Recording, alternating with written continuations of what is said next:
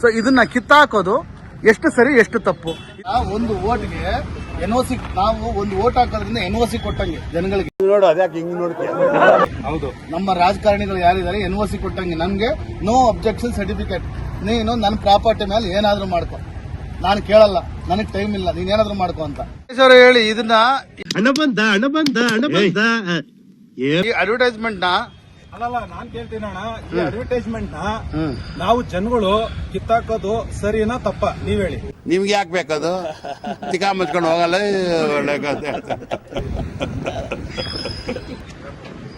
ಎಷ್ಟು ಅಡ್ವರ್ಟೈಸ್ಮೆಂಟ್ ಹಾಕಿದ್ದಾರೆ. ಹೌದು, want to build a home. ಇದು ಕಂಪ್ಲೀಟ್ ಬಸ್ ಪೂರ್ತಿ ಅಡ್ವರ್ಟೈಸ್ಮೆಂಟ್ ಹಾಕಿದ್ದಾರೆ. ಇದನ್ನ ಅಲ್ಲಲ್ಲೇ ಕಿತ್ತಾಕುವಂತ ವಿಡಿಯೋಗಳನ್ನ ನೀವು ನೋಡಿರ್ತೀರ, ಎಷ್ಟೊಂದು ಸಾವಿರ ನೋಡಿರ್ತೀರ. ಸೊ ಇದನ್ನ ಕಿತ್ತಾಕೋದು ಎಷ್ಟು ಸರಿ ಎಷ್ಟು ತಪ್ಪು? ಇದನ್ನ ಕಿತ್ತಾಕೋದ್ರಿಂದ ನಮ್ಮ ಸಮಸ್ಯೆ ಬಗೆಹರಿಯುತ್ತಾ? ಒಂದ್ ಸರ್ಕಾರ ಬಂದ್ಬಿಟ್ಟು ಸಮಸ್ಯೆ ಹಾಕಿದ್ದಾರೆ, ಒಂದ್ ಮಾಡಿದ್ದಾರೆ, ಇನ್ನೊಂದ್ ಸರ್ಕಾರ ಬರುತ್ತೆ, ಇನ್ನೊಂದ್ ಸ್ಟಿಕ್ಕರ್ ಹಾಕ್ತಾರೆ, ಇನ್ನೊಂದೇನೋ ಅಡ್ವರ್ಟೈಸ್ಮೆಂಟ್ ಮಾಡ್ತಾರೆ. ಇದು ಪಬ್ಲಿಕ್ ಪ್ರಾಪರ್ಟಿನ ಪ್ರೈವೇಟ್ ಪ್ರಾಪರ್ಟಿನ? BMTC bus, KSRTC bus public ಪ್ರಾಪರ್ಟಿನ ಪ್ರೈವೇಟ್ ಪ್ರಾಪರ್ಟಿನ? Public property. ಇದು ನನ್ ಮೇಲೆ ಹಣೆ ಇಟ್ಟು ಪ್ರೈವೇಟ್ ಪ್ರಾಪರ್ಟಿ ಅಲ್ಲ, ಪಬ್ಲಿಕ್ ಪ್ರಾಪರ್ಟಿ. ಪಬ್ಲಿಕ್ ಪ್ರಾಪರ್ಟಿ ಯಾರ್ದು? ನಮ್ದೇ, ಜನಗಳದು. ನಮ್ದು, ನಿಮ್ದು, ಇವ್ರದೆಲ್ಲರದು. ಹೌದು, ಗೌರ್ಮೆಂಟ್ ಬಸ್ ಆಗ್ಲಿ, BMTC ಆಗ್ಲಿ, ಸ್ಕೂಲ್ ಬಿಲ್ಡಿಂಗ್ ಆಗ್ಲಿ, ಕೆರೆ ಆಗ್ಲಿ, ಪಾರ್ಕ್ ಆಗ್ಲಿ, ರೋಡ್ ಆಗ್ಲಿ, ಇದೆಲ್ಲ ನಮ್ದೇ ಪಬ್ಲಿಕ್ ಪ್ರಾಪರ್ಟಿ ಅಂದ್ರೆ ನಮ್ಮ ಜನಗಳದು. ನಮ್ಮ ದೇಶದ, ಭಾರತ ದೇಶದ ಜನಗಳು, ಭಾರತ ದೇಶ ಪೂರ್ತಿ ಭಾರತ ದೇಶದ ಜನಗಳು. ಹೌದು. ಸೊ ಇದನ್ನ ಕಿತ್ತಾಕೋದ್ರಿಂದ ನಮ್ಮ ಸಮಸ್ಯೆ ಬಗೆಹರಿಯುತ್ತಾ? ಖಂಡಿತ ಇಲ್ಲ. ಯಾವ ಬೋಳಿ ಮಗ ಹೇಳಿದ್ರಿ? ಏನ್ರಿ ಅದು ಮಾತಾಡೋದು? ಏನ್ ಮಾತಾಡ್ತಾರ್ರಿ? ಯಾವನ್ರಿ ಅವನು? ನಮಗೆ ಸ್ವಾಭಿಮಾನ ಇದೆ. ನಮ್ಗಂದ್ರೆ ಎಲ್ಲಿ ಬಗೆಹರುತ್ತೆ ಈ ಸಮಸ್ಯೆ? ಸೊ ನನ್ನ ಪ್ರಕಾರ ನಾವು ಎಲೆಕ್ಷನ್ ಟೈಮಲ್ಲಿ ಕರೆಕ್ಟ್ ಆಗಿ ವೋಟ್ ಹಾಕಿ ನಾವ್ ಹೇಳ್ದಂಗೆ ಕೆಲಸ ಮಾಡ್ತೀವಿ ಅಂತ ಕೇಳಿದಾಗ ಪರಿಹಾರ ಆಗುತ್ತೆ ಅಂತ ನನ್ನ ಅಭಿಪ್ರಾಯ. ಕರೆಕ್ಟ್, ನೀವ್ ಹೇಳಿದ್ ಕರೆಕ್ಟ್. ಈಗ ಇವ್ರು ಎಲೆಕ್ಷನ್ ಟೈಮಲ್ಲಿ ನಮ್ ಕೇಳಿದ್ರೆ ತಾನೇ ಹಾಕಿದೀವಿ, ಅದಕ್ಕಾಗಿ ಆಗಿಲ್ಲ.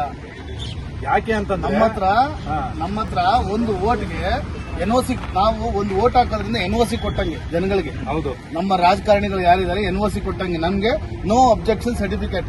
ನೀನು ನನ್ನ ಪ್ರಾಪರ್ಟಿ ಮೇಲೆ ಏನಾದ್ರೂ ಮಾಡ್ಕೊ, ನಾನು ಕೇಳಲ್ಲ, ನನಗ್ ಟೈಮ್ ಇಲ್ಲ, ನೀನ್ ಏನಾದ್ರೂ ಮಾಡ್ಕೊ ಅಂತ. ಏನು ಅರ್ಥವೇ ಆಗ್ತಿಲ್ವೇ ಈ ಕೇಸು? ಏನೋ ಗೊತ್ತಾಗ್ತಿಲ್ಲಪ್ಪ.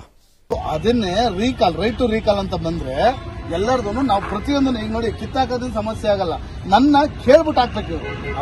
ನಮಗೆಲ್ಲ ಗೊತ್ತಾಗೋಯ್ತು. ಹೌದು, ನಮ್ಮ ಜನಗಳನ್ನ ಒಪಿನಿಯನ್ ಕೇಳ್ಬಿಟ್ಟು ಹಾಕ್ಬೇಕು. ಇದನ್ನ ಕೇಳ್ತಾರೆ ಹೆಂಗೆ ಅಂದ್ರೆ, ಇವಾಗ್ಲೂ BMTC ಆಫೀಸಲ್ಲಿ ಆಗ್ಲಿ ಅಥವಾ KSRTC ಒಂದು ಸಂವಿಧಾನದ ಸದನದಲ್ಲಿ ಅದನ್ನ ಮುಂದುವರಿಬೇಕು ಅಂತಂದ್ರೆ ಒಂದು ಫಸ್ಟ್ ನೋಟಿಸ್ ಪೀರಿಯಡ್ ಮಾಡ್ತಾರೆ. ಒಂದು ತಿಂಗಳು ನೋಟಿಸ್ ಪೀರಿಯಡ್ ಇರ್ತಿದ್ದಾರೆ, ಮಾಡ್ತೀವಿ ಅಂತ. ಅದನ್ನ ಎಲ್ಲಿ ಹಾಕ್ತಾರೆ, ಯಾರು ಪಬ್ಲಿಕ್ ಸೆಕ್ಟರ್ ಅಲ್ಲಿ ಹಾಕ್ತಾರೆ, ಅದೆಲ್ಲ ನೋಡಿ ಅಬ್ಜೆಕ್ಷನ್ ಯಾರು ಮಾಡ್ತಾರೆ, ಅದನ್ನ ಮಾಡಿದ್ರೆ ಮಾತ್ರ ನಿಂತದೆ. ಸೊ ಈಗ ನಾವು ನಮ್ಮ ಕೈಯಲ್ಲಿರುವಂತದ್ದು ಒಂದೇ ಓಟು. ಈ ಓಟ್ ನಮ್ಮ ಹತ್ರ ಯಾರು ಬರ್ತಾರೋ, ಯಾರು ಕೇಳ್ಕೊಂಡ್ ಬರ್ತಾರೋ, ಅವಾಗ ನಮ್ಮ ಅಧಿಕಾರ ನಮ್ಮ ಹತ್ರನೇ ಇಟ್ಕೊಂಡು ಬರೀ ಓಟ್ ಮಾತ್ರ ಅವ್ರಿಗೆ ಹಾಕ್ಬೇಕು. ನಾವು 5 ವರ್ಷ ಯಾವಾಗ ಬೇಕಾದ್ರೆ ಅವ್ರನ್ನ ರೀಕಾಲ್ ಮಾಡೋ ಇಟ್ಕೋಬೇಕು. ಇದು ಆಕ್ಚುಲಿ ಚೆನ್ನಾಗಿರೋದು. ಸೊ ಆ ತರದ್ದೊಂದು ನಾವು ಸೋಷಿಯಲ್ ಮೀಡಿಯಾದಲ್ಲಿ ಆಗ್ಲಿ ಅಥವಾ ನಮ್ಮ ಮನೆ ಹತ್ರ ಯಾರು ಬರ್ತಾರೋ ಅಂತವ್ರನ್ನ ಆಯ್ಕೆ ಮಾಡ್ಕೊಂಡು ನೀವ್ ಹೇಳೋದು ನಮ್ಮ ಕೈಲೇ, ಜನಗಳ ಕೈಲೇ ಅಧಿಕಾರ ಇಟ್ಕೊಬೇಕು ಅಂತ ಹೇಳ್ತಾ ಇದೀರಿ. ಆಕ್ರೋಶ ತೋರಿಸೋದು ಇಲ್ಲಲ್ಲ, ಕಿತ್ತಾಕ್ಬಿಡ್ತೀನಿ, ಹರಿದಾಕ್ಬಿಡ್ತೀನಿ, ಹಿಂಗ್ ಮಾಡ್ಬಿಡ್ತೀನಿ, ಹಂಗ್ ಮಾಡ್ಬಿಡ್ತೀನಿ, ಆಕ್ರೋಶ ತೋರಿಸೋದು ಇಲ್ಲಲ್ಲ. ನಮ್ಮ ಮಗನು ಈ ಲೋಫರ್ ನನ್ನ ಮಕ್ಳು ಇವ್ರಿಬ್ರು ಸೇರ್ಕೊಂಡು ಇವನ್ಕ ದುಡ್ಡು ಕೊಡೋ ನನ್ನ ಮಕ್ಳವ್ರೆ. ಅವ್ರ ಹೆಂಡ್ರು ಮಕ್ಳು ತಣ್ಣಗ ಇರ್ಲಿ, ನಮ್ಮ ಹೊಟ್ಟೆ ಎಷ್ಟು ಉರ್ಸ್ತಾವ್ರೋ ಆ ಭಗವತ್ನ ನೋಡಿದ್ರೆ ಸರ್. ವೋಟ್ ಬ್ಯಾಲೆಟ್ ಪೇಪರ್ ಮೇಲೆ ಆಕ್ರೋಶ ತೋರಿಸು, ಅವನಿಗೆ ಫೋನ್ ಮಾಡು, ಯಾವನ್ ಸಿಗ್ತಾನಲ್ಲ ಅವನಿಗೆ, ಯಾರು ಫೋನ್ ತೆಗಿತಾರೋ, ಯಾರು ನಿನ್ ಜೊತೆ ಮಾತಾಡ್ತಾರೋ ಅವ್ನಿಗೆ ವೋಟ್ ಹಾಕು. ಇಲ್ಲ ಆಕ್ರೋಶ ತೋರಿಸೋದಲ್ಲ ಹೂ ಅಂತ ಸುಮ್ಮನೆ. ಟೋಟಲ್ ಆಗಿ ನೀವ್ ಏನ್ ಹೇಳ್ತಾ ಕೊಂಡಿದ್ದೀರಾ ಅಂದ್ರೆ, ನನ್ನ ಪ್ರಕಾರ ಇಲ್ಲಿರೋ ಪೇಪರ್ ಕಿತ್ತಾಕೋದಲ್ಲ,